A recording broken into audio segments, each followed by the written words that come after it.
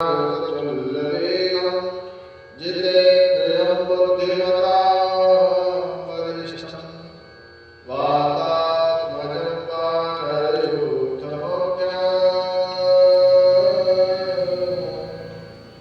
श्रीरामदूतं शरणं प्रपद्ये। लोकाभिरामं गणधीरं राजीवनेत्रं रघुवंशनाथं कारुण्यरूपं करुणाकरं तं श्रीरामचन्द्रं शरणं प्रपद्ये। श्रीरामचन्द्रं शरणं प्रपद्ये। जय जगजननी भगवती महाशक्तिबलवान् कृपा करो मां दीन पर रहे तुम्हारा ध्यान। सब दान को छोड़ के आयो तेरे द्वार, अपने जन की लाज रखो माही नहर जगदाधार। काहू के बल भजन को काहू के आचार, हमें भरोसो मालिक सोवत पान पसार। जब तक इस जग में रहूं अम्बे कृपा निधान, मानहन के चरण में रहे हमेशा ध्यान। माँ जगदम्बा के चरण में रहे हमेशा ध्यान।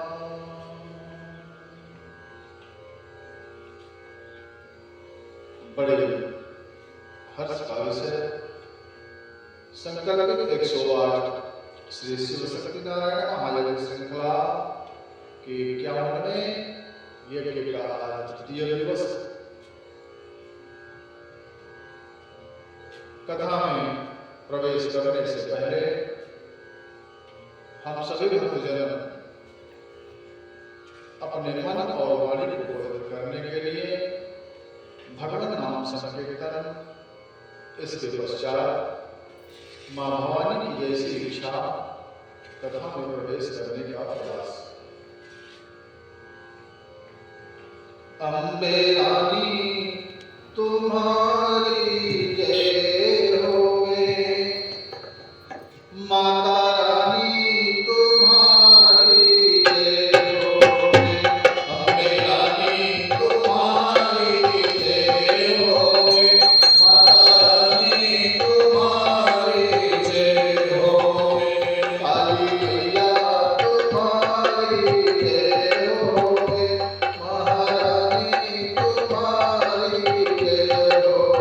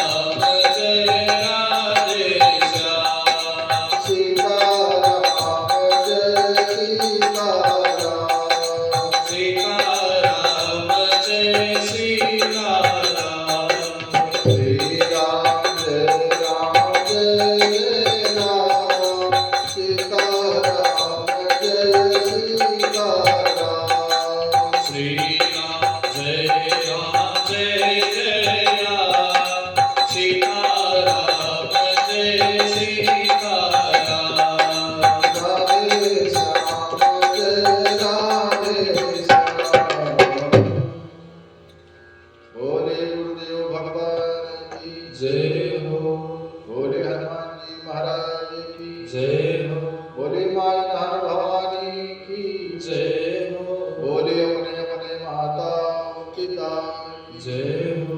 बोलिए श्री शिव शक्ति नारायण महायज्ञ की जय हो।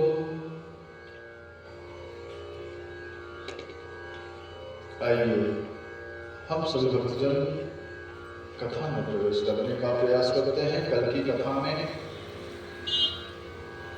सुखदेव जी अपने पिता व्यास जी से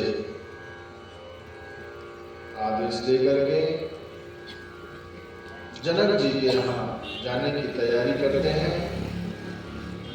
अब सूत जी कहते हैं कि जब व्यास जी ने सुखदेव जी को जनक को जाने का इच्छुक देखा तो व्यास जी ने कहा कि हे पुत्र, तुम्हारा कल्याण हो, तुम दीर्घायु हो।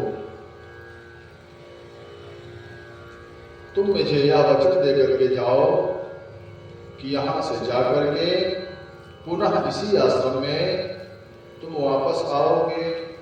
अतः हे पुत्र, मैं तुम्हारा मुख कमल देख करके ही सुखी रहता हूँ और तुमको न देख करके मेरा मन दुखी हो जाता है।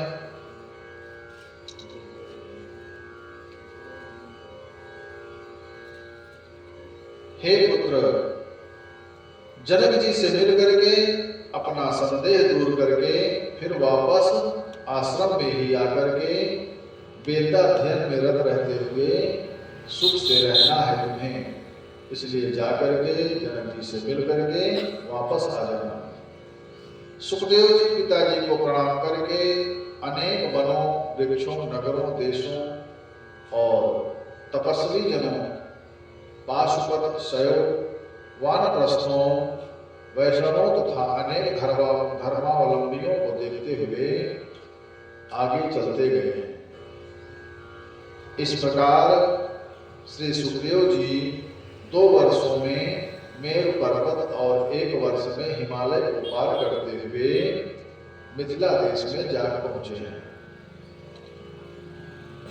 वहां पहुंच करके उन्होंने मिथिला की जनता को सदाचार संपन्न और ऐश्वर्य संपदा से युक्त देखा।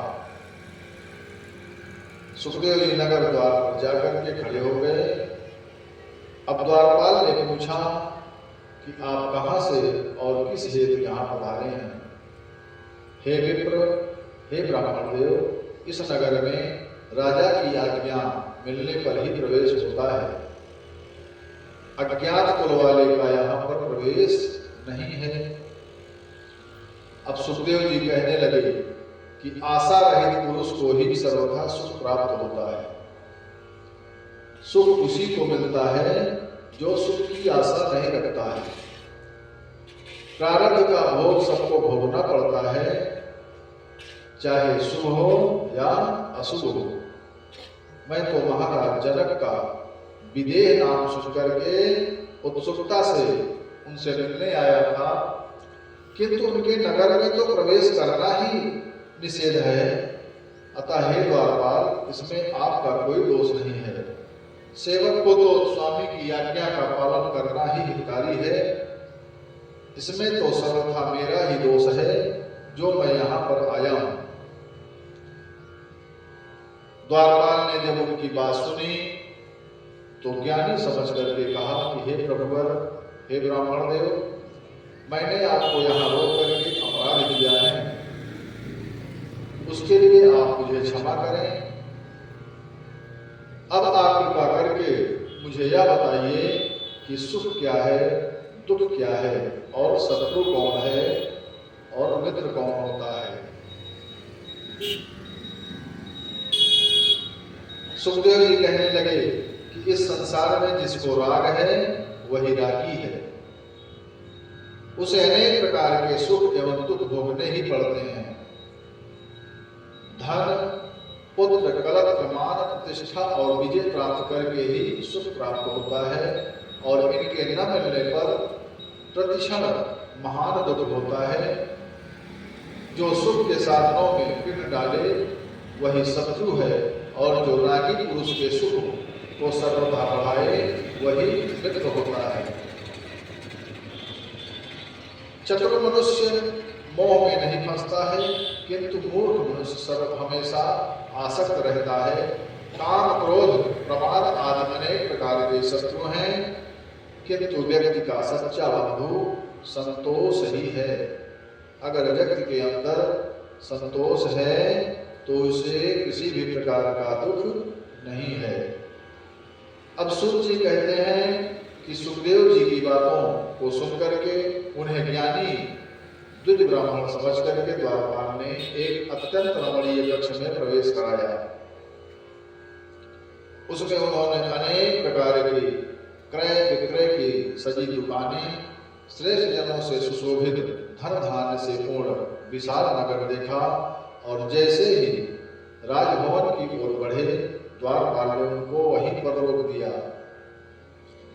अब सुखदेव जी वहीं काष्ठ की भांति द्वार पर ही खड़े रहे। कुछ समय के बाद राजमंत्री ने हाथ जोड़े हुए स्वयं आकर के उन्हें राजभवन के दूसरे कक्ष में प्रवेश कराया। वहां पर दिव्य रमणीय सुंदर उपवन था। दिव्य वृक्ष शोभा पा रहे थे और उसे दिखा करके मंत्री ने उनका यथोचित आतिथ्य सत्कार किया। वहां पर सुखदेव जी की सेवा में काम शास्त्र में निपुण वीरांगनाओं को नियुक्त करके राजमंत्री वहां से चले गए।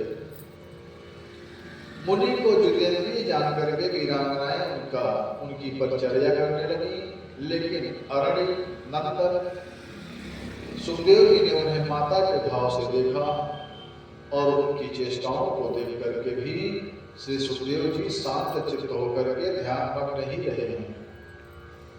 सुखदेव गए मिथिला नगरी, वहां मिली बड़ी खुशहाली थी।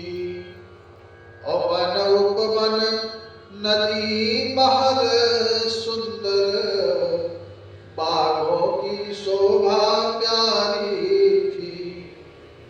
अनगिनत सुंदरी सेवा में नाना विधि सेवा होती थी।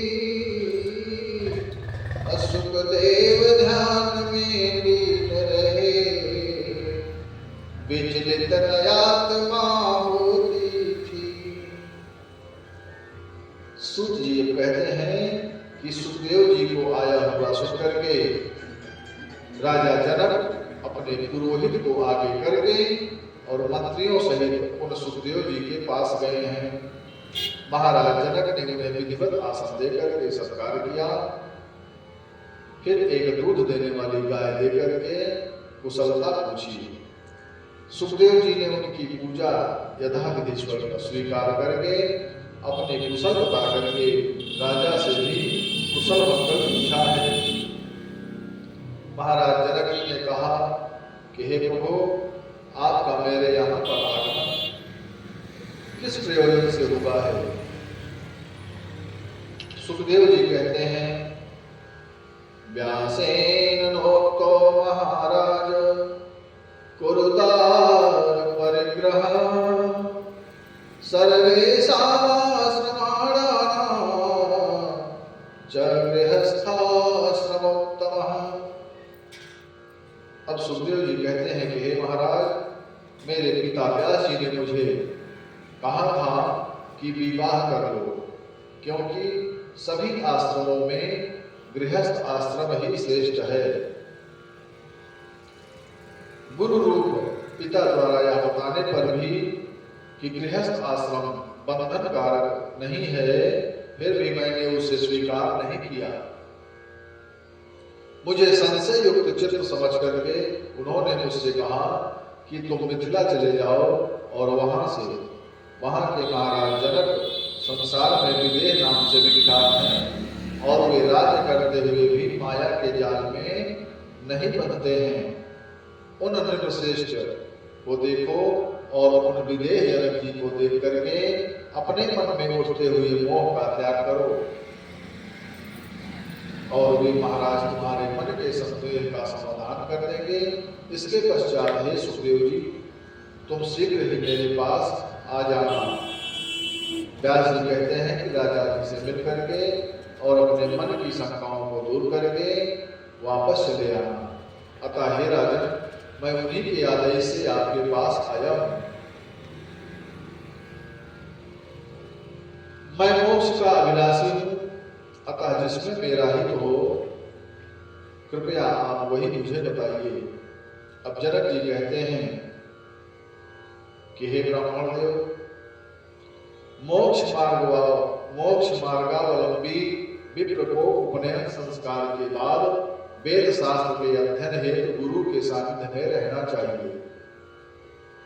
वहां वेदांतों का अध्ययन करके दीक्षांत गुरु दक्षिणा दे करके वापस लौटे और उन्हीं को विवाह करके पत्नी के साथ में गृहस्थी में रहना चाहिए और न्यायोपार्जित धन से अग्निहोत्र आदि कर्म करते हुए संतुष्ट रहे। पुत्र पौत्र हो जाने पर मन वचन और कर्म में पवित्र रहते हुए वानप्रस्थ आश्रम में रहे और वहां तप के द्वारा काम, क्रोध, लोभ, मद, मोह और मात्सर्य इच्छा शत्रुओं पर विजय प्राप्त करके अपनी स्त्री का भार अपने पुत्र पर छोड़ करके सांसारिक विषयों के भोग से शांति मिल जाने के बाद हृदय में विशुद्ध वैराग्य उत्पन्न होने पर चौथे आश्रम का आश्रय ले ले। विरक्तस्याधिकारोऽस्ति सन्यासे नान्यथा क्वचित्। विरक्त को ही सन्यास लेने का अधिकार है, अन्य किसी को नहीं है। अतः हे सुखदेव जी, एक आश्रम से ही क्रमशः दूसरे आश्रम में जाना चाहिए। सुखदेव जी कहने लगे कि हे राजन, चित्त में वैराग्य और ज्ञान विज्ञान उत्पन्न हो जाने पर गृहस्थ में रहना चाहिए या वनों में रहना चाहिए। अब जनक जी कहते हैं, जनक उवाच इंद्रियाणि बलिष्ठानि न नियुक्तानि मानद अपवक्वस्य प्रकुर्वन्ति विकारांस्ताननेकशः। जनक जी कहते हैं सुखदेव जी से कि हे ब्राह्मण देव, इंद्रियां बड़ी बलवान होती हैं, वे बस में नहीं रहती हैं। वे अपरिपक्व बुद्धि वाले मनुष्य के मन में नाना प्रकार के विकार उत्पन्न कर देती हैं। यदि मनुष्य के मन में भोजन की, शयन की, सुख की और पुत्र की इच्छा बनी रहे तो वह सन्यासी होकर भी क्या कर पाएगा। ऊंचे स्थान पर सोने वाला मनुष्य ही नीचे गिरता है और नीचे सोने वाले वो कहीं गिरते नहीं हैं। संन्यास ग्रहण कर लेने पर भ्रष्ट हो जाए तो पुनः वह कोई दूसरा मार्ग नहीं प्राप्त कर सकता है। देखिए, मैं राज्य कार्य करता हुआ भी जीवन मुक्त हूं। मैं अपनी इच्छानुसार सभी काम करता हूं, किंतु मुझे शोक या हर्ष कुछ भी नहीं होता है। और जिस प्रकार मैं अनेक भोगों को भोगता हुआ तथा अनेक कार्यों को करता हुआ भी अनासक्त हूं, किसी भी व्यवस्था में आसक्त नहीं हूं, उसी प्रकार हे अनघ, हे ब्राह्मण देव, आप भी मुक्त हो जाइए। सभी तीर्थों में घूमते हुए वहां बार बार स्नान करके भी यदि मन निर्मल नहीं हुआ तो सब व्यर्थ हो जाता है। बंधन तथा मोक्ष का कारण न यह देह है, न जीवात्मा है और न ये इंद्रियां ही हैं, अपितु मन एव मनुष्याणां कारणं बन्धमोक्षयोः। मन ही मनुष्यों के बंधन और मुक्ति का कारण है। हमें अपने मन पर ही काबू करने की आवश्यकता है। अतः हे सुखदेव जी, गुणों में गुण पंचभूतों में पंचभूत और इंद्रियों के विषयों में इंद्रियां स्वयं रमण करती हैं, इसमें आत्मा का क्या दोष है? आत्मा का कोई दोष नहीं है। अब सुखदेव जी कहने लगे कि हे राजन, आपने जो भी बताया है उसे सुन करके भी मेरा संशय अभी बना हुआ है। अतः हे राजन, वेद धर्मों में भी हिंसा का बाहुल्य है और उस हिंसा में अनेक प्रकार के अधर्म होते हैं। सुना जाता है कि प्राचीन काल में ससविद नाम के एक श्रेष्ठ राजा थे और उन्होंने दक्षिणा वाले अनेक यज्ञ किए थे और उन यज्ञों में पशुओं के चर्म से विंध्य पर्वत के समान ऊंचा पर्वत बन गया था। मेघों द्वारा जल बरसाने पर उस पर्वत से चर्मणवती नदी बह चली थी। अतः हे राजन, वेदों में इस प्रकार के धर्मों का वर्णन है। तब हे राजन, मेरी श्रद्धा बुद्धि उनमें नहीं है। जनक जी कहने लगे कि हे सुखदेव जी, यज्ञों में जो हिंसा है वह अहिंसा ही कही गई है, क्योंकि जो हिंसा उपाधि योग से होती है वही हिंसा कहलाती है, अन्यथा वह हिंसा नहीं कहलाती है। रागी गृहस्थों के द्वारा यज्ञों में जो हिंसा होती है वही हिंसा है, और जो कर्म राग रहित तथा अहंकार शून्य होकर के किया जाता है वह जितात्मा मुमुक्ष जनों के लिए ही अहिंसा ही है। अब सुखदेव जी कहते हैं कि हे राजन, मनुष्य के मन में स्थित मोह को दूर करने के लिए केवल वेद शास्त्र का बोध ही समर्थ नहीं है। केवल दीप जलाने की कहने मात्र से अंधकार दूर नहीं हो सकता है। मनुष्यों को चाहिए कि वे कभी किसी से द्वेष भाव न रखें। परंतु हे राजन, गृहस्थ में वह कैसे संभव है? आपकी भी धन प्राप्ति की कामना, राज सुख, युद्ध और विजय प्राप्त करने की अभिलाषा शांत नहीं हुई है, तब आप जीवन मुक्त कैसे हो सकते हैं? हे राजन, आप कटु, तीखा, कसैले एवं खट्टे रसों का तथा भले बुरे का ज्ञान रखते ही हैं।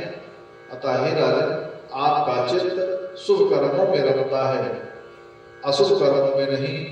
जागृत, स्वप्न, सुषुप्ति ये अवस्थाएं अभी आपको समयानुसार होती ही हैं, तब भला आपको तुरीयावस्था कैसे प्राप्त होगी? स्वल्पाहारी अटल व्रत वाले जो वैखानस मुनि हैं, वे इस संसार की अनित्यता को जानते हुए भी इसमें आसक्त हो जाते हैं। आपके राज्य में राज्य करने वाले राजाओं को विदेह कहा जाता है। इसमें भी धोखा ही है। जिस प्रकार किसी मूर्ख का नाम विद्याधर और जन्मांध का नाम दिवाकर और जन्म से जो दरिद्र है उसका नाम लक्ष्मीधर रखना निरर्थक है, उसी प्रकार आपके वंश के जो राजा हुए हैं वे केवल नाम से ही विदेह प्रसिद्ध हुए हैं, कर्म से नहीं। अतः हे राजन, आपके कुल में पहले निमि नाम का राजा हुआ था। जो निमि नाम के राजा हुए थे, उन्होंने एक बार वशिष्ठ मुनि को यज्ञ के निमित्त आमंत्रित किया और वशिष्ठ जी ने कहा कि हे राजन, तुमसे पहले इंद्र ने मुझे निमंत्रण दिया है, मैं उनका यज्ञ कराने के बाद ही मैं तुम्हारा यज्ञ भी पूर्ण करूंगा। तब तक आप आवश्यक सामग्री एकत्रित करिए। लेकिन महाराज निमि ने दूसरे आचार्य को बुला करके अपने यहाँ यज्ञ संपन्न कर लिया। और जब वशिष्ठ जी ने यह समाचार सुना कि उनकी अनुपस्थिति में किसी दूसरे आचार्य से यज्ञ करा लिया गया है, तो क्रोधित होकर के साथ दिया कि हे गुरु का पदत्याग करने वाले, तुम्हारा शरीर नष्ट हो जाए। इसे सुनकर के राजा निमि ने भी साथ दिया था कि आपका शरीर भी नष्ट हो जाए। अतः हे राजन, सुखदेव जी राजा जनक जी से कहते हैं कि हे राजन, विदेह होकर के भी राजा निमि ने गुरु को साथ क्यों दे डाला? अगर उनमें मान अपमान प्रतिष्ठा का कोई भेद नहीं था तो उन्होंने गुरु को साथ क्यों दिया? अतः हे राजन, यह तो मुझे परिहास सा प्रतीत होता है। आपके यहाँ जो विदेह कहे जाने वाले हैं, ये सारी बातें सब झूठ हैं। अब जनक जी कहते हैं कि हे ब्राह्मण देव, आपने जो कहा है सत्य है। गुरु व्यास जी, आप अपने पिता को त्याग करके वन में जाना चाहते हैं। वहां भी मृग आदि में स्नेह रहेगा ही, पृथ्वी जल आदि में भी महाभूत सर्वत्र विद्यमान है। भोजन आदि की चिंता से भी आप चिंतित कैसे रह पाएंगे? अतः मन को नियंत्रण में रखना बड़ा ही दुष्कर कार्य है। अब मिथिला नरेश जनक जी पुनः सुखदेव जी से कहते हैं कि हे मुनिवर, जब आप वन में रहेंगे तो वहां भी आपको दंड, कमंडल और मृगचर्म की चिंता तो बनी ही रहेगी। उसी प्रकार मुझ राजा को भी अपने राज्य संबंधी चिंता तो बनी ही रहेगी। जनक उवाच देहोयं बद्धोयं न ममेति च मुक्तता तथा धनं गृहं राज्यं न ममेति च निश्चयः। यह शरीर मेरा है, यही बंधन का कारण है। यह मेरा नहीं है, ऐसा निश्चय ही मुक्ति है। और यह गृह संपत्ति राज्य मेरा नहीं है, ऐसा मेरा दृढ़ निश्चय है। सूत जी कहने लगे कि महाराज जनक जी का उपदेश सुनकर के सुखदेव जी हर्षित होकर के उनसे आज्ञा लेकर के व्यास जी के आश्रम को वापस पुनः चल दिए। व्यास जी ने आश्रम में आए सुखदेव जी को देख करके सुखदेव जी को हृदय से लगा करके उनकी कुशलता पूछी।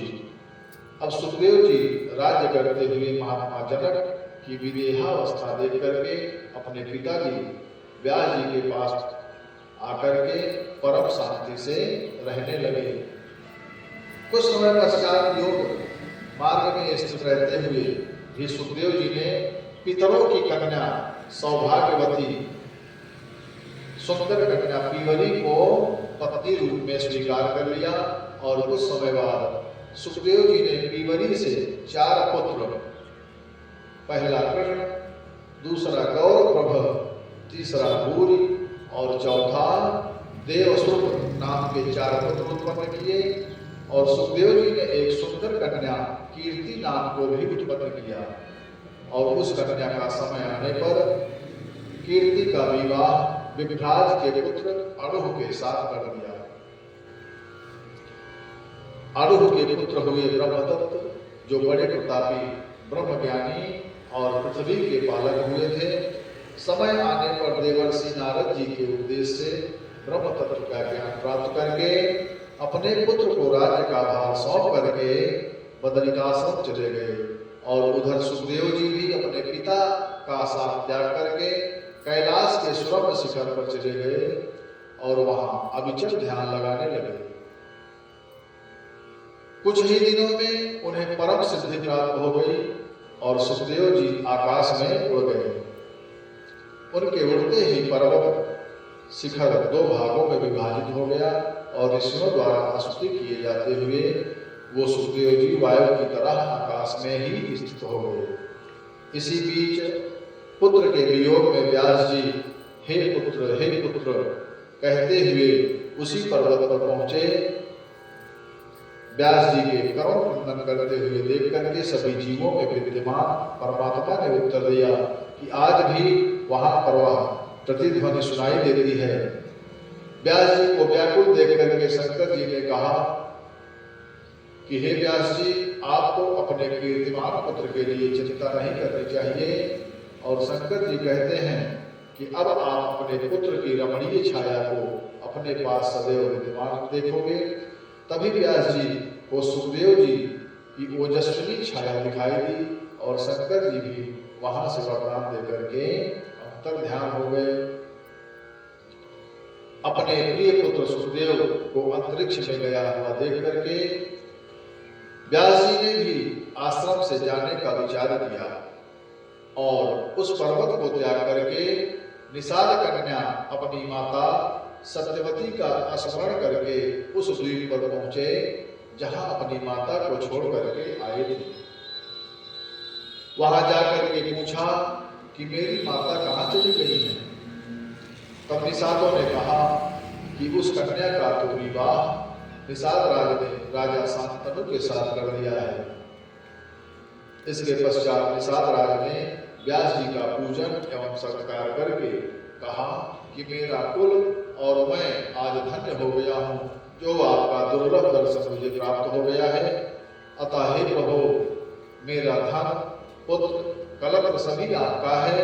अब निषाद राज की प्रार्थना पर व्यास जी ने सरस्वती नदी के तट पर अपना आश्रम बनाया और वहीं पर रहने लगे। अब सूत जी कहते हैं, सत्यवत्या सुतौ जातौ संतनोर विद्युत्तेः मत्वा तौ भ्रातरौ व्यासः सुखमापवने स्थितः। अपूर्व तेजस्वी महाराज शांतनु के यहाँ सत्यवती के गर्भ से 2 पुत्र उत्पन्न हुए। उन दोनों का अपना भाई मान करके व्यास जी अत्यंत प्रसन्न हुए और उनमें पहले पुत्र का नाम चित्रांगद तथा दूसरे का विचित्रवीर्य था। इनके पूर्व महाराज शांतनु के यहाँ गंगा से एक पुत्र भीष्म नाम का पुत्र उत्पन्न हुआ था और महाराज शांतनु ने तीनों पुत्रों को देख करके अत्यंत प्रसन्न रहते थे। महाराज शांतनु के शरीर त्याग करने के पश्चात भीष्म ने चित्रांगद को राज सिंहासन पर बिठाया और चित्रांगद बलवान राजा थे। एक बार चित्रांगद आखेट करने जंगल में गए और वहां पर चित्रांगद नाम के गंधर्व से उनका 3 वर्षों तक घमासान युद्ध होता रहा। अंत में वे वीर गति को प्राप्त हो गए। उसके बाद में भीष्म ने विचित्रवीर्य को राजा बना दिया। सत्यवती और व्यास जी बड़े प्रसन्न हुए। विचित्रवीर्य के विवाह के लिए भीष्म ने काशीराज की 3 पुत्रियों को स्वयंवर से राजाओं को जीत करके बलपूर्वक हरण करके लाए थे और माता सत्यवती को उन्हें सौंप करके पंडितों को बुला करके विवाह का शुभ मुहूर्त निकलवाया। तब सबसे बड़ी कन्या कहने लगी कि हे नंदा पुत्र, मेरी विनती है कि मैं स्वयंवर में मैंने साल और नरेश को अपना पति वरण कर लिया था और उन्होंने मुझे अपनी पत्नी मान लिया था। अब आप जैसा उचित समझें मेरे साथ वैसा करें। तब भीष्म ने माता सत्यवती से मंत्रणा करके उसे साल और नरेश के यहाँ आदर पूर्वक भेज दिया, परंतु उसने भी साल और नरेश ने भी उसे स्वीकार नहीं किया। वह कन्या रोती बिलखती वहां से फिर वापस आकर के भीष्म से ही विवाह करने की प्रार्थना करने लगी, लेकिन भीष्म ने उसे स्वीकार नहीं किया और प्रार्थना की कि तुम अपने पिता के यहाँ चली जाओ। लेकिन वह कन्या पिता के यहाँ न जाकर के वन में तपस्या करने चली गई।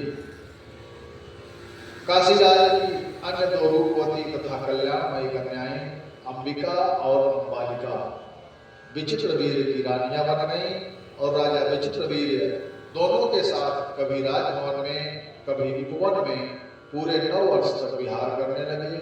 परंतु वासना में अत्यधिक लीन रहने के कारण राजा को राज्य क्षमा रोग हो गया और शरीर भी उनका पूरा हो गया।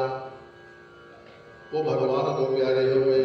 अब माता सत्यवती ने पुत्र के सभी प्रेत कर्म करवाए और एक दिन सत्यवती भीष्म से कहती है कि हे पुत्र, अब तुम अपने पिता शांतनु के राज्य को संभालो और अपनी भ्रातृजाया अपने भाई की पत्नियों को स्वीकार करके ययाति के वंश की रक्षा करो।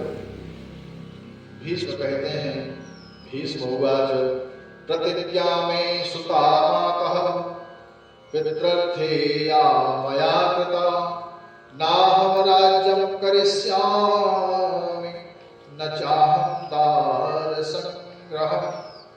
भीष्म जी कहते हैं कि हे माता, अपने पिताजी के लिए मैंने जो प्रतिज्ञा की थी उसे तो आप सुन ही चुकी हैं, अतः न तो मैं राज्य ग्रहण करूंगा और न विवाह ही करूंगा। इसे सुनकर के माता सत्यवती सोच में पड़ गई कि अब यह वंश आगे किस प्रकार चलेगा।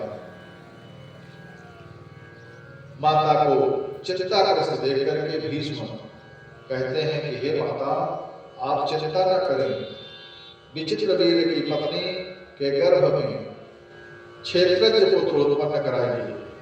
किसी विद्वान ब्राह्मण को बुला करके वधू के साथ नियोग कराएगी, क्योंकि वंश रक्षा का विधान वेद में भी है। इस प्रकार आप पौत्र उत्पन्न करा करके और उसी को राज्य सौंप दीजिए और मैं राज्य शासन का सम्यक संरक्षण करता रहूंगा। भीष्म की यह बात सुनकर के सत्यवती ने अपने पुत्र कृष्ण द्वैपायन व्यास मुनि का स्मरण किया और माता के स्मरण करते ही तपस्वी व्यास मुनि वहां आ पहुंचे और माता को प्रणाम करके खड़े हो गए कि हे मां, आपकी क्या आज्ञा है। भीष्म ने उनकी भली भांति पूजा की और माता सत्यवती ने भी उनका आदर किया। तमुवाच मुनिं माता पुत्रमुत्पादयाधुना क्षेत्रे विचित्रवीर्यस्य सुंदरं तव वीर्यम्। माता सत्यवती ने व्यास जी से कहा कि हे पुत्र, इस समय तुम विचित्र वीर के क्षेत्र में अपने तेज से पुत्र उत्पन्न करो। व्यास जी माता सत्यवती का आदेश मान करके वहां रुक गए और ऋतुकाल आने पर जब अंबिका स्नान कर चुकी तब उसने व्यास जी के तेज से एक बलवान और जनवान पुत्र पैदा किया और सत्यवती को बड़ा दुख हुआ। तब सत्यवती ने अंबालिका से कहा कि तुम भी एक पुत्र पैदा करो। जब 1 वर्ष बाद परंतु वह पांडु रोग से ग्रसित पैदा हुआ तो कुछ समय बाद माता ने अंबालिका से पुनः एक पुत्र पैदा करने को कहा, परंतु समय पर वह न जाकर के अपनी दासी को भेज दिया और उसके विदुर नाम का पुत्र पैदा हुआ। अब सूत जी कहते हैं कि हे मुनिजनों, वंश की रक्षा के लिए व्यास जी ने धृतराष्ट्र, पांडु और विदुर 3 पराक्रमी पुत्र उत्पन्न किए। इस प्रकार मैंने उनकी वंशोत्पत्ति से संबंधित कथानक आपको श्रवण करा दिया। ऋषिगण पूछते हैं कि हे सूत जी, सत्यवती नाम से विख्यात व्यास जी की माता जी का विवाह शांतनु से किस प्रकार हुआ? इस प्रकरण को आप हमें सुनाने की कृपा करें। सूत जी कहते हैं कि प्रणम्य परमां शक्तिं चतुर्वर्ग प्रदायिनी आदि शक्तिं वदिष्यामि कथां पौराणिकीं शुभां। अर्थ, धर्म, काम और मोक्ष देने वाली परम आदि शक्ति को प्रणाम करके यह शुभ पौराणिक कथा आपको मैं सुनाऊंगा। सूत जी ऋषि गणों से कहते हैं कि हे मुनियों, उपरिचर नाम के एक सत्यवादी धर्मात्मा चेद देश के शासक थे और उनकी तपस्या से प्रसन्न होकर के इंद्र ने उनको स्फटिक मणियों से निर्मित विमान दिया था। उस दिव्य विमान पर चढ़ करके वे सर्वत्र विचरण करते रहते थे। पृथ्वी से ऊपर ही ऊपर चलने के कारण उनको सभी ऊपर चल वसु के नाम से पुकारते थे। एक समय राजा वसु की पत्नी गिरिका ने ऋतुकाल के स्नान के पश्चात पुत्र प्राप्ति की कामना की और उसी समय उनके पितरों ने राजा से कहा कि हे राजन, मृगों को मार करके लाओ। अब राजा पितरों की आज्ञा श्रेष्ठ मान करके आखेट के लिए चल पड़े। वन में पहुंचने पर राजा लक्ष्मी के समान रूपवती अपनी पत्नी का स्मरण करने लगे और स्मरण करने के कारण उनका शुक्राणु स्खलित हो गया और उसे उन्होंने एक बरगद के पत्ते पर रख करके एक बाज को देकर के ऋतुमणि रानी के पास भेज दिया, लेकिन रास्ते में उस बाज के ऊपर दूसरे बाज ने आक्रमण कर दिया और वह बरगद का पत्ता नदी में गिर गया। उस समय उस नदी में एक अद्रिका नाम की अप्सरा जल क्रीड़ा कर रही थी और उसने संध्या वंदन कर रहे एक ब्राह्मण का पैर पकड़ लिया और उसके इस कृत्य से क्रोधित ब्राह्मण ने उससे कहा कि तूने मेरे ध्यान में विघ्न डाला है, तू मछली हो जा। अप्सरा उसी नदी में मछली बन गई और उसी समय वह शुक्राणु का पत्ता उसके मुंह पर गिर पड़ा और उसने उसे निगल लिया। कुछ समय बाद मछुआरे ने उसे जाल में फंसा लिया और जब उसका पेट चीरा गया तो उसमें से मनुष्य आकृति वाले 2 शिशु निकले। उनमें से एक बालक था और एक सुंदर बालिका थी। उन दोनों को राजा ऊपर चले को सौंप दिया गया। बालक को तो राजा ने ले लिया। आगे चल के यही बालक वह वसुपुत्र मत्स्य नाम का राजा हुआ और राजा ने वह कन्या मछुआरे को दी। मछुआरे दास के घर वह कन्या मत्स्योदरी मत्स्यगंधा नाम से धीरे धीरे बड़ी होने लगी। अब ऋषिगण कहते हैं सूत जी से कि हे सूत जी, ब्राह्मण द्वारा स्थापित अद्रिका अप्सरा जो मछली बनी थी, उसके पेट से जो 2 बच्चे निकले थे, उसके साप की समाप्ति कैसे हुई और उसे पुनः स्वर्ग कैसे मिला। अब सूत जी कहते हैं कि साप को सुन करके उसने दीनता पूर्वक उस ब्राह्मण की स्तुति की तो ब्राह्मण उसकी स्तुति से प्रसन्न होकर के कहने लगे कि हे देवी, तुम शोक मत करो, मेरे साप से तुमको मछली तो बनना पड़ेगा, परंतु कालांतर में तुम एक युग मानव संतान उत्पन्न करके मेरे साप से मुक्त हो जाओगी। इस प्रकार वह मछली का शरीर त्याग करके पुनः दिव्य रूप धारण करके स्वर्ग को चली गई।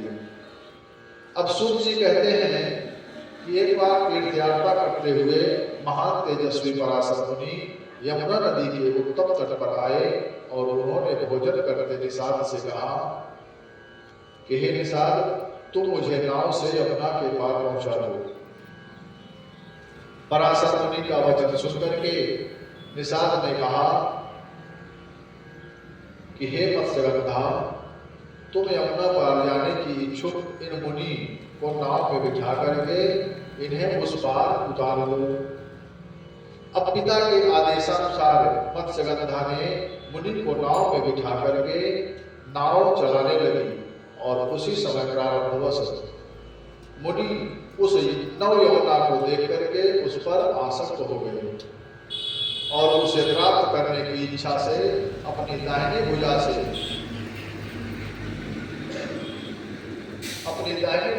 उसकी दाहिनी भुजा का स्पर्श किया।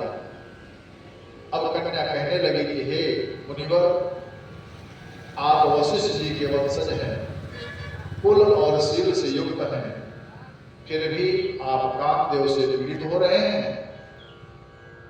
आप तो धर्मपरायण श्रेष्ठ ब्राह्मण हैं।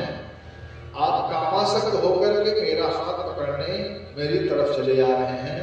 परिस्थिति समझ करके निषाद कन्या ने कहा कि हे प्रभु, आप धैर्य धारण करिए, मैं अभी आपको उस पार ले चलती हूँ। परम तेजस्वी पराशर के कृत्य के संबंध में मानस में भी आया है कि श्रीमद वक्र कीन्ह केहि अप्रभुता बधिरा न काहि, अमृगलोचन के नयन सर को असलाग न जाहि। लक्ष्मी ने किसको अभिमान में नहीं कर दिया और बड़प्पन ने किसको बहरा नहीं बना दिया। और ऐसा कौन है जिसको सुंदर स्त्रियों के नेत्रों के काम बाणों से घायल न किया हो। अब कन्या कहने लगी कि हे प्रभु, हे ऋषिवर, इस कर्म से आपकी निंदा होगी और आपकी बड़ी दुर्गति होगी। मानस में भी आया है कि सेवक सुख चाह मान भिखारी, अव्यसनी धन शुभ गति व्यभिचारी, लोभी जस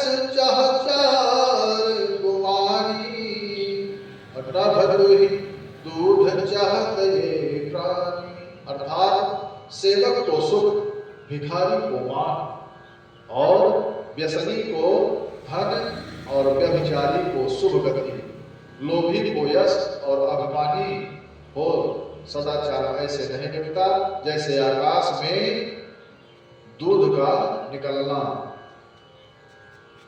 मत्स्यगंधा ने जैसे ही नाव में से उतारा, पराशर मुनि ने कन्या को पकड़ लिया और कन्या कहने लगी कि हे मुनिवर, आप उच्च कुल के हैं, मैं मत्स्यगंधा जिसके शरीर से दुर्गंध ही दुर्गंध है, समान रूप वालों में ही संबंध अच्छा होता है।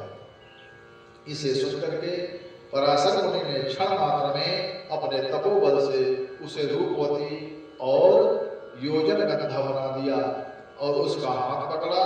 तब कन्या कहने लगी कि हे ऋषिवर, इस समय मेरे पिता तथा अन्य लोग मुझे देख रहे हैं, जब तक रात नहीं हो जाती तब तक आप प्रतीक्षा कीजिए। मनुष्य के लिए काम संसर्ग दिन में नहीं रात में विदित है, अब आप स्वयं सोच लीजिए। तभी पराशर ऋषि ने अपने तपोबल से घना कोहरा पैदा कर दिया और हाथों हाथ दिखाई नहीं दे रहा था। मुनि ने फिर हाथ को पकड़ा और मत्स्योदरी कहने लगी कि हे मुनि, मैं अविवाहित हूँ, ऐसी परिस्थिति में गर्भधारण होने पर मैं पिता को क्या उत्तर दूंगी। अब पराशर ऋषि कहते हैं कि कांते मत्प्रियं कृत्वा कन्यैव त्वं भविष्यसि, ऋषिं च वरं भीरो यं त्वमिच्छसि भामिनी। पराशर ऋषि कहने लगे कि हे प्रिय, आज मुझे प्रसन्न करके तुम कन्या ही हमेशा बनी रहोगी, तुम जो वर चाहती हो उसे मांग लो।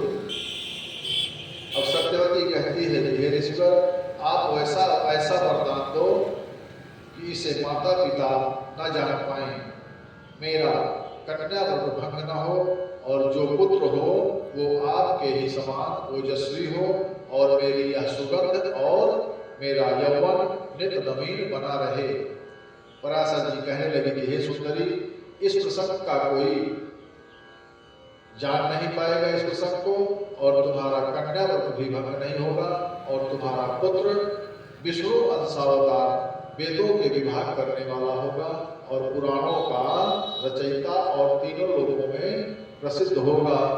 हे सुंदरी, पुत्र तेरा जग में मंगल करने वाला होगा और वेदों के भाग करने वाला और पुराण का लेखक होगा।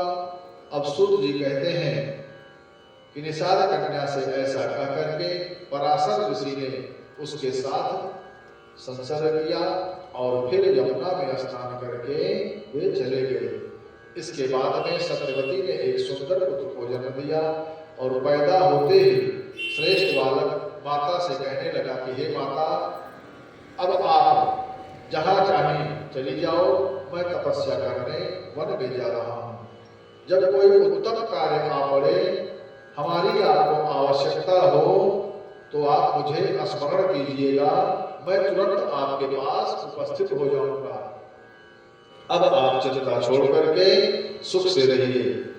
सत्यवती ने उस बालक को दूर में जन्म दिया, इसलिए वह बालक द्वैपायन नाम से विख्यात हुआ और भगवान के अंशावतार होने के कारण वह बालक उत्पन्न होते ही शीघ्रता से बड़ा हो गया और अनेक तीर्थों में स्नान करता हुआ तपस्या करने चला गया। इस प्रकार पराशर मुनि के द्वारा सत्यवती के गर्भ से द्वैपायन उत्पन्न हुए और उन्होंने कलियुग को आया जान करके वेद के अनेक भाग करके वेदों का विस्तार किया और इसी कारण उनका नाम व्यास पड़ा। उन्होंने ही विभिन्न पुराणों, संहिताओं तथा श्रेष्ठ महाभारत की रचना की थी। उन्होंने वेदों के भाग करके अपने शिष्य सुमंत, जैमिनी, पौल, वैशंपायन, असित, देवल और अपने पुत्र सुखदेव जी को पढ़ाया। अतः हे मुनियों, इस प्रकार आपके पूछने पर मैंने आपको सत्यवती के द्वारा व्यास उत्पत्ति काया का ज्ञान श्रवण कराया। अब ऋषिगण पुनः सूत जी से प्रश्न करते हैं कि हे सूत जी, अब आप हमको यह बताने की कृपा करें कि व्यास जी की माता को जो कुल तथा आचरण से हीन थी, महाराज शांतनु ने स्वयं उसका वर्णन कैसे किया था। आप हमें यह भी बताइए कि राजा शांतनु की पहली पत्नी कौन थी तथा वसु के अंश से भीष्म के पुत्र कैसे हुए। हे सूत जी, सत्यवती ने उस समय श्रेष्ठ पुत्र भीष्म को राजा क्यों नहीं बनाया। अमित तेजस्वी व्यास जी ने नियोग द्वारा 2 पुत्र क्यों उत्पन्न किए, और क्या यही वेदों का अनुमोदित शिष्टाचार है क्या। अब सूत जी कहते हैं ऋषियों से कि हे ऋषियों, इक्ष्वाकुकुल में महाभीष नाम के सत्यवादी अश्वमेध और अनेक वाजपेय यज्ञ करके स्वर्ग के अधिकारी हो गए। एक बार राजा महाभीष ब्रह्मलोक गए और वहां प्रजापति की सेवा में सभी देवता आए थे। उस स्थान पर देवरती में गंगा जी की उपस्थिति थी। उसी समय तीव्र पवन से उनका वस्त्र उड़ गया और देवताओं ने नीचे मुंह करके खड़े रहे, परंतु महाभीषक गंगा की तरफ और गंगा नदी भी राजा की तरफ देखती ही नहीं। इन दोनों को इस प्रकार मुग्ध देख करके ब्रह्मा जी ने दोनों को साथ दिया कि तुम दोनों मृत लोक में जाकर के जन्म लो और फिर अधिक गुण अर्जन करके पुनः स्वर्गलोक वापस आओ। सूत जी कहते हैं कि हे ऋषियों, एक बार अष्ट वसुओं में प्रमुख वसु 2 अपनी पत्नी नंदिनी के साथ व शेष 7 वसु भी अपनी पत्नियों के साथ महर्षि वशिष्ठ के आश्रम में गए और वहां पर नंदिनी गाय को अलौकिक जानकारी देव नाम के वसु ने पृथु आदि वसुओं के साथ आश्रम में नंदिनी का अपहरण कर लिया। बाद में वशिष्ठ जी ने यह समाचार सुना तो उन्होंने क्रोध करके वसुओं को साथ दिया कि वसु होकर के भी तुमने मानवों की तरह कार्य किया है, जाओ तुम मानव योग में जन्म लो। जब वसुओं को साथ की जानकारी हुई कि वशिष्ठ ऋषि ने मुझे साथ दिया है, तो वशिष्ठ जी की शरण में जाकर के वसुओं ने विनती करके उनसे क्षमा मांगी। तब वशिष्ठ जी ने कहा कि तुम में से 7 वसु तो एक वर्ष के अंतराल से साप से मुक्त हो जाओगे, लेकिन नंदिनी की अपहरण का मुख्य आरोपी देव मनुष्य शरीर में पृथ्वी पर बहुत दिनों तक रहेगा, क्योंकि मुख्य आरोपी वही है। तो शापित वसुओं ने शापित गंगा जी से कहा कि आप ही हम पर कृपा करके पृथ्वी पर शांतनु नाम के राजर्षि को अपना पति बना करके हमको जन्म दें और हमें जन्म लेते ही क्रमशः जल में फेंक दी जाए। और गंगा जी ने उनसे तथास्तु कह दिया। उस समय शापित महाभीष ने राजा प्रतीप के पुत्र शांतनु के रूप में जन्म लिया है। और एक दिन महाराज प्रतीप सूर्य की आराधना कर रहे थे और उसी समय जल से निकल करके एक सुंदर स्त्री उनकी दाहिनी जंघा पर विराजमान हो गई। तब राजा ने उनसे पूछा कि तुम मेरे पास किस कामना से आई हो। मैं किसी स्त्री को काम भावना से स्वीकार नहीं करता हूँ। समय आने पर तुम मेरी पुत्र वधू का स्थान पा सकती हो। इस पर वह तथास्तु कह करके चली गई। समय बीतता गया। समय बीतने पर पुत्र के युवा होने पर राजा प्रतीप ने वन में जाने से पूर्व शांतनु को पूरा वृत्तांत सुना दिया और कहा कि तुमको वह सुंदरी वन में मिले और अपनी अभिलाषा प्रकट करे तो उसे बिना कोई प्रश्न पूछे स्वीकार कर लेना, यह मेरी आज्ञा है। महाराज प्रतीप के वन जाने के बाद महाराज शांतनु शासन करने लगे। एक दिन गंगा के किनारे एक वन में विचरण करते हुए उन्होंने एक सुंदर स्त्री को आभूषणों से सजी हुई देखा। उसे देख करके तथा पिता की आज्ञा मान करके राजा उस पर मोहित हो गया और वह स्त्री भी राजा पर मोहित हो गई और राजा से कहा कि मैं आपको पति रूप में स्वीकार करती हूँ, परंतु मेरी एक शर्त है। स्त्री उवाच यज्ञ कुर्यामहं कार्यं शुभं वा यदि स्वाशुभं नानिषेध्य त्वया राजन् वक्तव्यं तथा प्रियम्। सुंदर स्त्री कहती है कि हे राजन, मैं भला बुरा जो भी कार्य करूं आप मुझे मना नहीं करेंगे तथा ना कोई अप्रिय बात ही हमसे कभी करेंगे। जिस समय आप मेरे इस वचन को नहीं मानेंगे उसी समय हे राजन मैं आपको त्याग करके जहां चाहूंगी उस जगह चली जाऊंगी। अब राजा शांतनु ने उनकी बात मान करके तथास्तु कह दिया कि ठीक है, ऐसा ही होगा। इस प्रकार मानव रूप धारण करने वाली गंगा महाराज की महारानी बन करके महल में पहुंच करके विहार करने लगी। अधिक समय आनंद से रहते हुए गंगा जी ने गर्भ धारण किया और यथा समय उस सुनैनी ने एक वसु को पुत्र रूप में जन्म दिया और उसे तत्काल ही ले जाकर के जल में फेंक दिया।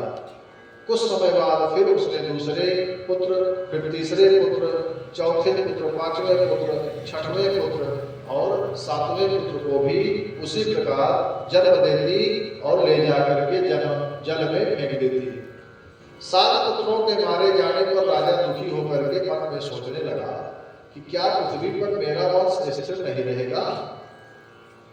इस पापनी ने मेरे 7 पुत्रों को मार दिया। अब सूत जी कहने लगे कि जब 8वां बालक पैदा हुआ तो राजा शांतनु ने गंगा के पैरों में गिर करके कहने लगे कि हे सुंदरी, मैं तुम्हारा दास हूं, तुम इस पुत्र को जीवित ही मुझे दे दो, इसके बदले में जो भी मांगोगी मैं आपको दे दूंगा। अपुत्रस्य गतिर्नास्ति स्वर्गे वेदविदो विदुः तस्मादद्यवरारोहे प्रार्थयाष्टमं सुतम्।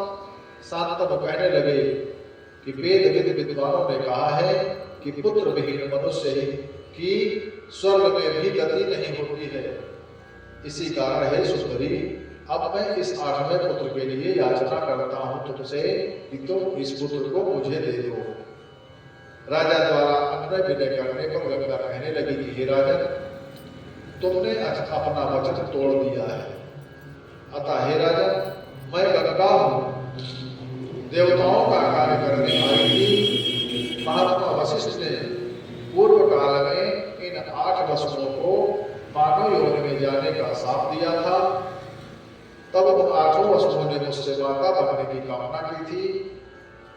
उनको वरदान देकर के मैं आपकी पत्नी बनी थी और वे 7 वसु तो आपके पुत्र बन करके ऋषि के शाप से मुक्त हो गए और यह 8वां वसु आपके पुत्र रूप में संसार में बहुत समय तक आपको सुख देगा और यह गांगे बड़ा ही बलवान होगा।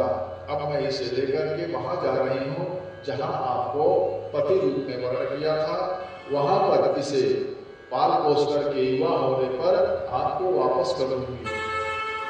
ऐसा कह करके गंगा पुत्र को लेकर के वह स्त्री अंतर्ध्यान हो गई और महाराज पुत्र और पत्नी के वियोग से दुखी रहने लगे। कुछ समय बाद में एक दिन राजा शांतनु आखेट करते करते गंगा के किनारे पहुंचे। वहीं पर उन्होंने धनुष बाण और असाधारण विद्या धारण करने वाले कामदेव के समान सुंदर बालक को देखा और उन्होंने उस बालक से पूछा कि तुम किसके बालक हो, लेकिन वह कुछ बिना बताए ही अदृश्य हो गया। जब राजा ने गंगा जी का ध्यान किया तो गंगा जी ने वहां प्रकट होकर के कहा कि हे महाराज, यह आपका ही 8वां वसु बालक है, इसे मैंने पाला है, यह सभी विद्याओं में पारंगत हो गया है और जिस विद्या को परशुराम जानते हैं उसे यह भी जानता है। अतः हे राजन, आप अपने इस सुंदर पुत्र को ग्रहण कीजिए। ऐसा कहकर के गंगा जी अंतर्ध्यान हो गई और हस्तिनापुर जाकर के राजा ने बड़ा उत्सव किया और उसे युवराज पद पर बिठा दिया और महाराज आनंद से रहने लगे। अब सूत जी कहते हैं कि जो इन 8 वसुओं और गंगा जी की कथा का श्रवण करता है वह सभी प्रकार के पापों से मुक्त हो जाता है। सूत जी कहते हैं कि हे ऋषियों, अब आप सत्यवती के साथ शांतनु ने किस प्रकार विवाह किया उसे सुनिए। एक दिन राजा शांतनु वन में शिकार खेल रहे थे। एकाएक उनको उत्तम गंध का अनुभव हुआ। अब तो राजा सुगंध के उद्गम स्थान को खोजने लगे। कुछ दूर जाने पर उन्होंने यमुना के तट पर बैठी हुई मलिन वस्त्र धारण किए हुए, मैला कुचैला वस्त्र पहने हुए एक युवती को देखा, जो मैले कुचैले वस्त्रों में भी अति सुंदर लग रही थी। और उसे देख करके राजा काम के वश में होकर के पूछने लगे कि हे सुंदरी, तुम कौन हो और यहाँ क्या करती हो? मैं आपके सुंदर रूप पर मोहित हूँ। वह सुंदरी कहती है कि हे राजन, मैं धर्म का अनुसरण करने वाली हूँ और जल में नाव चलाती हूँ। मेरे पिता अभी घर गए हैं। अब राजा कहते हैं कि मेरी कोई दूसरी पत्नी नहीं है, तुम मुझ कुरुवंशी की पत्नी बन जाओ। अतः हे प्रिय, मैं तुम्हारा दास बन जाऊंगा। मुझे इस समय कामदेव पीड़ित कर रहा है। राजा की इस बात को सुनकर के सुगंधा कहती है कि आप जो कहा है सत्य है, परंतु मैं स्वतंत्र नहीं हूँ, मेरे पिताजी ही मुझे दे सकते हैं। अतः मेरे पिताजी आपको देने को राजी हो जाए, तब आप मेरा पाणी ग्रहण संस्कार कर लीजिए, फिर मैं सदा के लिए आपकी हो जाऊंगी। अतः हे राजन, परस्पर आसक्त होने पर भी कुल की मर्यादा तथा परंपरा का ध्यान रख करके धैर्य धारण करना चाहिए। कन्या की बात सुन करके राजा निषाद राज के पास गए और राजा को देख करके निषाद राज ने उनका स्वागत किया और कहा कि हे राजन, मेरे लिए आपकी क्या आज्ञा है? मैं आपकी सेवा कैसे कर सकता हूँ? मैं आपकी सेवा किस प्रकार करूँ? जिस लायक हूँ आप आदेश करें प्रभु। शांतनु कहने लगे कि यदि आप अपनी इस कन्या को मुझे देते हैं तो मैं इसे अपनी धर्म पत्नी बना लूंगा। राजा शांतनु की बात सुनकर के निषाद बोला कि हे प्रभु, मैं कन्या तो दे दूंगा, परंतु शर्त यह होगी कि आपके बाद में इसी का पुत्र राजा के रूप में राज्य पर राज्यभार संभालेगा, राजा वही बनेगा।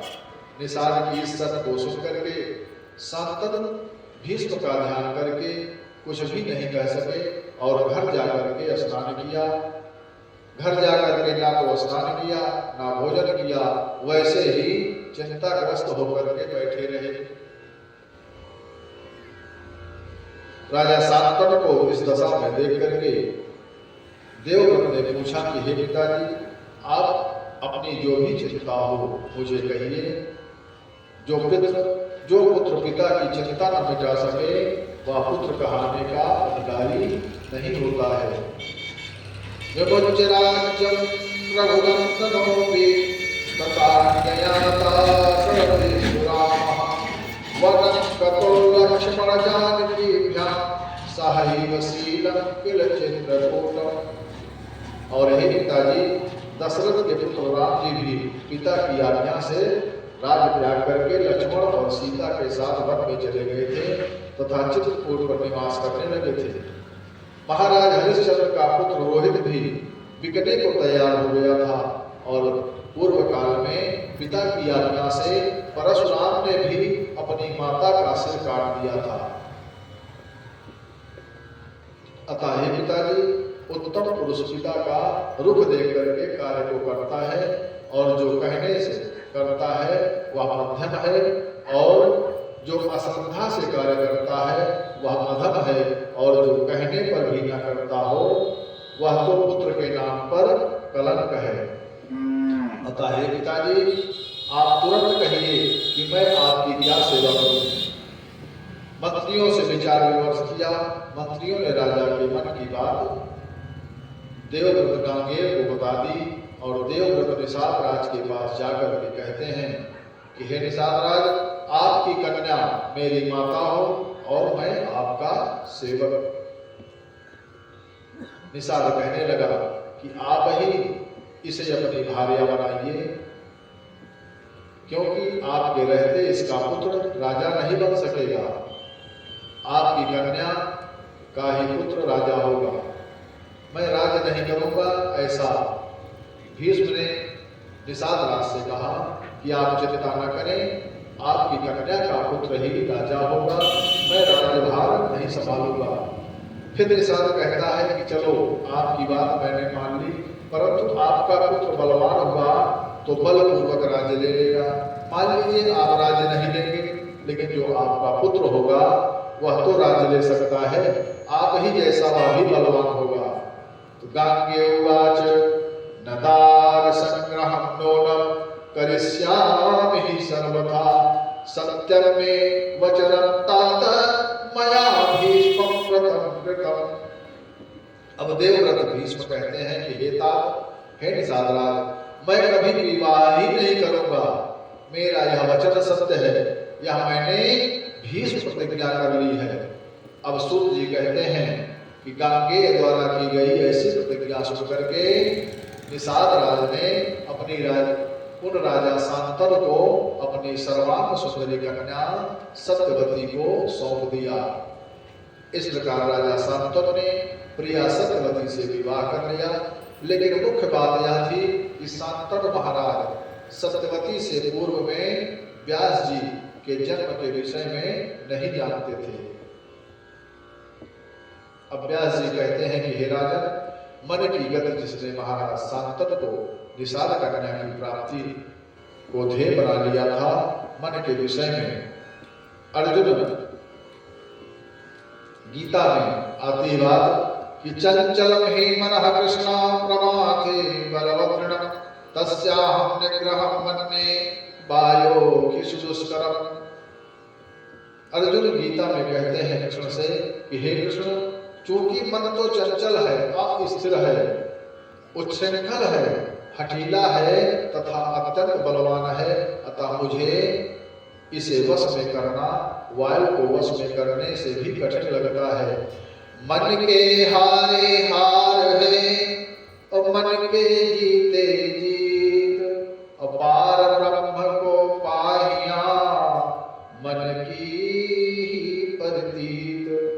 मन मतंग माने नहीं जब तक खता न खाए, जैसे विधवा स्त्री गर्भ रहे पछताए। जब तक मन जीत्यो नहीं सभा जीत नहीं होई, और जो मन जीते आपनो दुनिया बस में हो। मन को काबू में करना बहुत कठिन है, और जो अपने मन को काबू में कर लेता है वो समझो पूरे संसार को अपने मुट्ठी में कर लिया है। अब शांतनु महाराज ने उस सत्यवती से विवाह करके उससे चित्रांगद और विचित्रवीर नाम के 2 पुत्र उत्पन्न किए, लेकिन वे दोनों प्रारब्धवश मृत्यु को प्राप्त हो गए। और सत्यवती ने पुनः व्यास जी के तेज से धृतराष्ट्र जन्मांत पैदा हुआ, क्योंकि व्यास जी को देख करके उस स्त्री ने, जिससे धृतराष्ट्र पैदा हुआ है, उस स्त्री ने जब व्यास जी के सामने रजस्वला समय के बाद आई है, ऋतुकाल से फुर्सत होने के बाद व्यास जी के सामने आई, तो उसने अपने नेत्र को बंद कर लिए थे, इसलिए उसे जन्मांत पुत्र पैदा हुआ। और उसके पश्चात जब छोटी रानी व्यास जी को देख करके उसका शरीर पीला हो गया, तो इस कारण से उसे पांडु पैदा हुआ, जो पांडु रोग से ग्रसित हुआ। और दासी ने व्यास जी को संतुष्ट किया था, इसलिए उससे विदुर की उत्पत्ति हुई। और बड़े होने पर धृतराष्ट्र के अंधे होने के कारण पांडु राजा बने। और धृतराष्ट्र की 2 रानियां थीं, पहली गांधारी, उसने 100 पुत्र पैदा किए, और दूसरी वैश्य पुत्री थी, उसने युयत्सु नाम का बलवान पुत्र पैदा किया। वेदवादी ब्राह्मणों ने पांडु की भी 2 पत्नियां बताई हैं, कुंती और मध्य देश की राजकुमारी माद्री। कुंती ने कुंवारी अवस्था में सूर्य से कर्ण उत्पन्न किया था, और उसका विवाह पांडु से हुआ। इस बात को सुनकर के ऋषिगण कहते हैं, सूर्याकरण कथम जातः कन्यानां पदविस्तरात् कन्या कथम पुनर्जाता पांडुना सा विवाहिता। ऋषिगण सूत जी से कहते हैं कि हे सूत जी, सूर्य के द्वारा कन्या कुंती से कर्ण की उत्पत्ति कैसे हुई, यह कुंती पुनः कन्या कैसे रह गई, यह आप विस्तार से बताइए। अब सूत जी कहते हैं कि हे द्विजगणों, कुंती सूरसेन की पुत्री थी और बाल्यावस्था में ही महाराज कुंती भोज ने उसे गोद ले लिया था। तब इसका प्रथा से नाम कुंती पड़ा और एक बार कुंती भोज के यहाँ चातुर्मास करने महाराज के यहाँ दुर्वासा ऋषि पधारे हैं। एक बार चतुर्मासा करने वहां मुनि दुर्वासा आए थे और कुंती ने उनकी सेवा की, मुनिवर ने वचन सुनाए थे। जाते समय दुर्वासा ऋषि कुंती को एक ऐसा महत्व दे करके गए और कह करके गए कि इसका प्रयोग करके तुम जिस देवता को बुलाओगी वही आकर के तुम्हारी अभिलाषा पूरी करेगा। दुर्वासा ऋषि के चले जाने पर एक दिन कुंती ने मंत्र की सत्यता जानने के लिए मंत्र बोल करके सूर्यदेव का आवाहन कर लिया।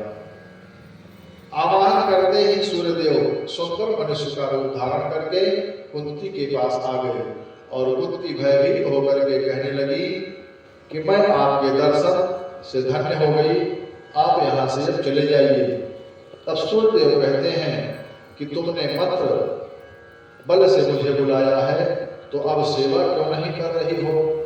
कुंती कहती है कि हे देव, मैं कुंवारी कुलीन कन्या हूँ। सूर्यदेव कहने लगे कि हे कुंती, यदि तुम मुझे बुला करके मेरे साथ मेरी सेवा नहीं करती हो तो तुमको और मदद देने वाले मुनि को मैं साथ दे दूंगा। तुम्हारा कन्या धर्म स्थिर रहेगा, इस रहस्य को कोई नहीं जान सकेगा, इसलिए हे पराने, मेरे समान ही तेजस्वी पुत्र तुमको प्राप्त होगा। ऐसा कहकर के लज्जाशील कुंती के साथ संसद करके सूर्यदेव चले गए। इस रहस्य को कोई नहीं जान पाया और यथा समय कुंती ने एक सुंदर पुत्र को जन्म दिया और कुंती ने उस बालक को मंजूषा में पेटी में बंद करके करुणा विलाप करते हुए लोकलाज के भय से नदी में बहा दिया। जल में बहता हुआ वह मंजूषा अधिरथ नाम के सूत और उसकी पत्नी राधा को प्राप्त हुआ। उन्हीं के यहाँ पर उस बालक कर्ण का पालन पोषण हुआ और वह कौंतेय नमन करके राधे के नाम से जाना गया। इसके बाद स्वयंवर से कुंती का विवाह पांडु के साथ हुआ और उसकी दूसरी पत्नी माद्री भी थी। एक दिन महाराज पांडु शिकार खेलने वन में गए थे और वहां पर उन्होंने मृग समझ करके एक ऋषि को मार दिया था और उस समय वो रूप बदल करके रमण कर रहे थे। ऋषि ने मर जाने से पहले मुनि ने साथ दिया, यदि तुम स्त्री के साथ संसर्ग करोगे तो उसी क्षण तुम्हारी मृत्यु हो जाएगी। मुनि द्वारा शापित होकर के पांडु शोकाकुल होकर के राज त्याग करके वन में वास करने चले गए। उनके साथ ही उनकी स्त्रियां उनके वन में सेवा करने लगी। राजा पांडु गंगा जी के तट पर मुनियों के आश्रम में रहने लगे और वहां कथा प्रवचन सुनते रहते थे। एक दिन कथा में सुना कि अपुत्रस्य गतिर्नास्ति स्वर्गे गन्तुं परन्तप एन केनानुपायेन पुत्रस्य जननं चरेत्। उन्होंने सुना कथा में कि अपुत्र की गति नहीं होती है, जिसके पुत्र नहीं होता है उसकी सदगति नहीं होती है, वह स्वर्ग जाने का अधिकारी नहीं होता है। अतः किसी भी उपाय से पुत्र उत्पन्न करना चाहिए। इसे सुनकर के पांडु ने कुंती से कहा कि तुम किसी तपोनिष्ठ मुनि के पास जाकर के शीघ्र पुत्र उत्पन्न करो, मेरी आज्ञा के कारण तुमको कोई दोष नहीं लगेगा। मैंने सुना है कि पूर्व काल में राजा सौदास ने वशिष्ठ मुनि से पुत्र उत्पन्न कराया था। इसे सुन करके कुंती कहती है कि हे पतिदेव, मेरे पास में मुनि दुर्वासा प्रदत्त एक मंत्र है, उसे बोल करके जिस देवता का आवाहन करो वही आ जाता है। पति की आज्ञा पा करके कुंती ने धर्मराज का स्मरण किया। युधिष्ठिर वायु के द्वारा वायु का स्मरण किया, वायु के द्वारा भीम, और इंद्र का स्मरण किया, इंद्र के द्वारा अर्जुन। 3 पुत्र और अश्विनी कुमारों का आवाहन करके माद्री के उदर से नकुल और सहदेव पुत्र पैदा किए।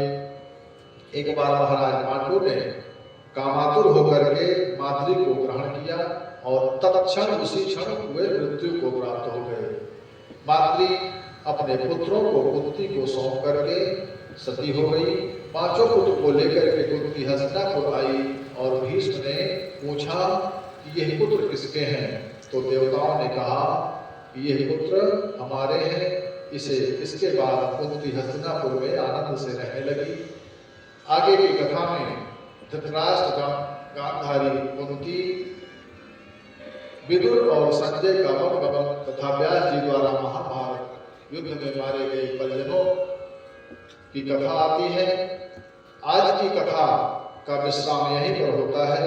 कल की कथा में धृतराष्ट्र गांधारी कुंती विदुर और संजय के वनगमन की कथा गाई जाएगी। इसके पश्चात यादव कुल संहार, पांडवों का वनगमन और परीक्षित को श्राप कैसे लगा, यह भी सूत जी द्वारा ऋषिगण कथा पूछते हैं। यह भी कथा कल ही गाई जाएगी। इसके बाद जन्मेजय द्वारा सर्वशस्त्र की कथा। आज की कथा का विश्राम यहीं पर होता है। आइए हम सभी भक्तजन मिलकर के भगवान नाम संकीर्तन, एक भजन, उसके पश्चात हनुमान चालीसा, फिर आरती। जय जय श्री सीताराम, बोले हनुमैया की जय हो। श्री राम जय राम, जय जय राम, सीताराम जय सीताराम। श्री राम जय राम, जय जय राम, सीताराम जय सीताराम। श्री राम जय राम, जय जय राम, सीताराम जय सीताराम। श्री राम जय राम, जय जय राम, सीताराम जय सीताराम। श्री श्याम जय श्याम, जय जय श्याम, राधे श्याम जय राधे श्याम। श्री श्याम जय श्याम, जय जय श्याम, राधे श्याम जय राधे श्याम। श्री राम जय राम, जय जय राम, राधे श्याम जय राधे श्याम। सीताराम जय सीताराम, राधे श्याम जय राधे श्याम। बोले माया भवानी की जय हो।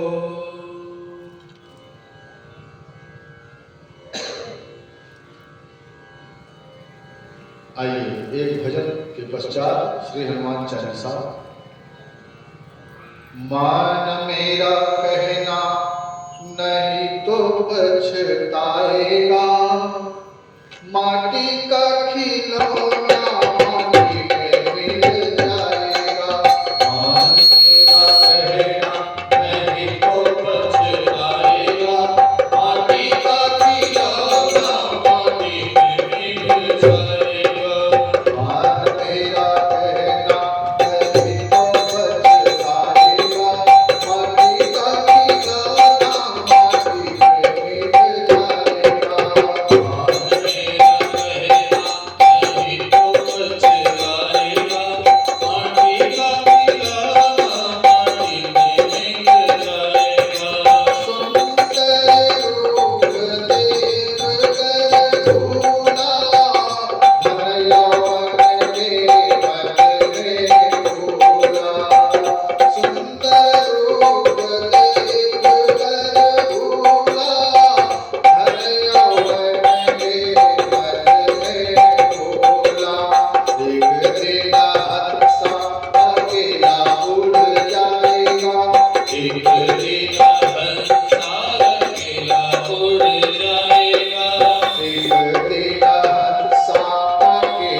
उड़ जाएगा, माटी का खिलौना माटी में मिल जाएगा।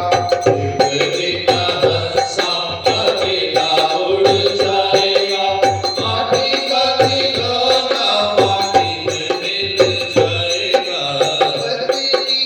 पति पिता और माता सखा मित्र सहोदर भ्राता।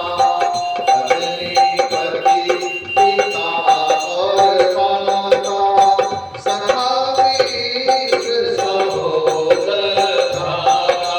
जड़ घर में नाता सभी का छूट जाएगा, जड़ घर में नाता सभी का छूट जाएगा, माटी का खिलौना माटी में मिल जाएगा। एक दिन झटका पान मेरा कहना नहीं तो पछताएगा, माटी का खिलौना माटी में मिल जाएगा, माटी का खिलौना माटी में मिल जाएगा। एक दिन हंसा अकेला उड़ जाएगा, एक दिन हंसा अकेला उड़ जाएगा, माटी का खिलौना माटी में मिल जाएगा। दिया के बाहर की माला तुम्हारी, मखमल की गद्दी और रेशम सारी। है टूट सूट सब यहीं रह जाएगा, है टूट सूट सब यहीं रह जाएगा। माटी का खिलौना माटी में मिल जाएगा, माटी का खिलौना माटी में मिल जाएगा। एक दिन हंसा अकेला उड़ जाएगा, माटी का खिलौना माटी में रह जाएगा, मान मेरा कहना नहीं वो पछताएगा, मान मेरा कहना नहीं तो पछताएगा।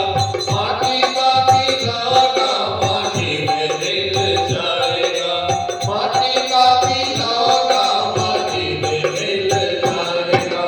एक दिन हंसा अकेला उड़ जाएगा, माटी का खिलौना माटी में मिल जाएगा, माटी का खिलौना माटी में मिल जाएगा।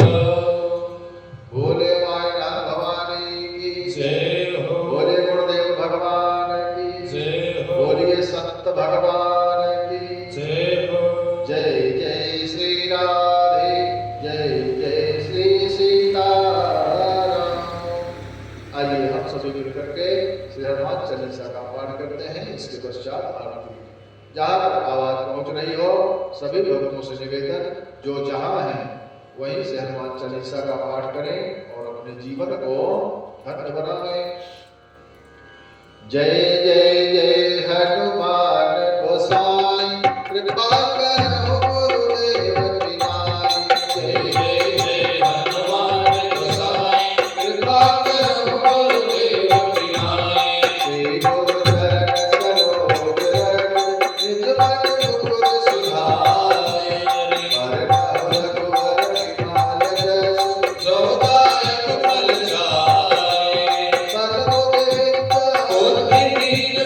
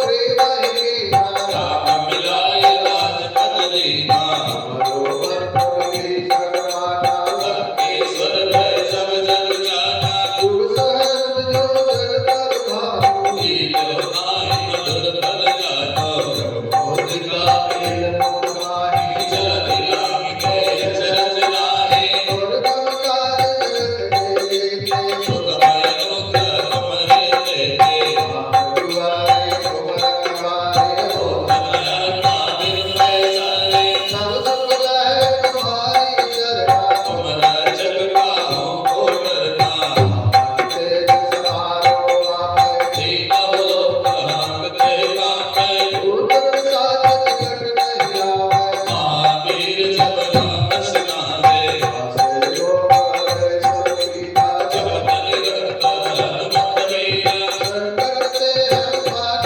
छुड़ावे मन मन वचन ध्यान जो लावे अंबर राम बसरी राजा इनके काज सकल तुम साचा और मनोरथ जो कोई लावे कोई अमित जीवन फल पावे चारों जुग पर भाव तुम्हारा है पर सिद्ध जगत उजियारा साधु संत के गुण रखवारे असुरन गंधर्व राम दुलारे अष्ट सिद्धि नाथ के दाता जसवर दीन जानकी माता राम रसायन तुम्हारे वासा सदा रहो रघुपति के दासा हमारे भजन राम को पावे जन्म जन्म के दुख बिसरावे अंत काल रघुवर पुर आई जहाँ जन्म हरि भक्त कहाई और देवता चिंतन करी हनुमत से सर्व सुख करे संकट कटे विजय सब वीरा जो सुमिरे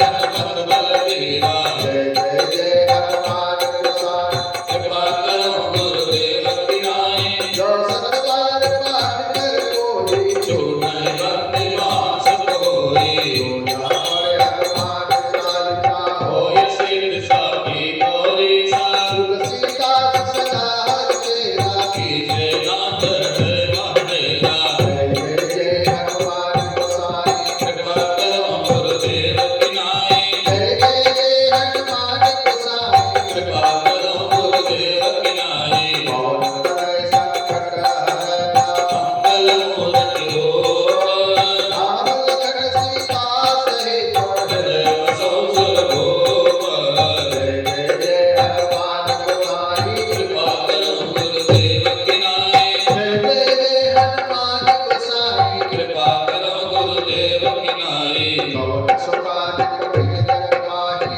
जो नहीं होय तात तुम पाहि मोरे तुम प्रभु गुरु कृपाता राम कहा तज पद जल जाता दोष नमय कर दानी भारत जन दीन जन जानी दीन दयाल तिज संहारी हरहु नाथ तुम संकट भारी देवी पूजन पद कमल तुम्हारे सुर नर मुनि सब होय सुखारे नाथ सकल संपदा तुम्हारी मैं सेवक समेत सुतनारी कोई नहीं सोई तो राम रचना को कर करक बड़ा महिषाका पवन सुखादि कठिन जग माही जो नहीं होय तात तुम पाहि जय जय जय हनुमान गोसाई कृपा करो गुरुदेव की नाई जय जय जय हनुमान गोसाई कृपा करो गुरुदेव की नाई बोले गुरुदेव भगवान की जय हो बोले श्री हनुमान जी महाराज की जय हो बोले मायनाथ भवानी की जय हो।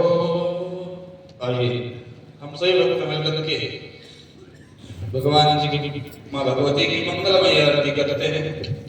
सभी भक्त अपने अपने स्थान पर होते हैं, खड़े हो जाएं और आप सभी के पास आरती की ताल पहुंच रही है। आरती की ताल प्रतिदिन की भांति 2 से 3 बार घुमा करके अपने बगल वाले को देते जाएंगे, जिससे कि सभी को आरती करने का अवसर प्राप्त हो जाए।